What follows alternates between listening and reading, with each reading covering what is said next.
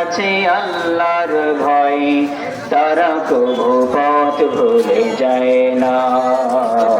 আল্লাহর প্রেম ছাড়াই দুনিয়ায় কারো কাছে কোনো কিছু চায় না। ঠিক কিনা বলে?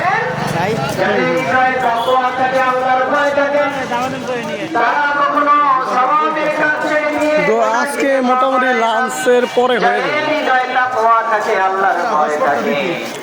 হটস্পট তো চালু আছে। এজন্য যদি আপনি আপনার আপন হতে চান, যদি আপনি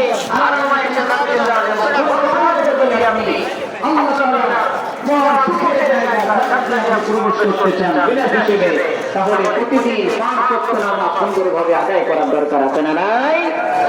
আমার প্রিয় ভাইরা, এবার শুনুন আমরা কয়েকটা হাদিসের তর্জমা শুনি।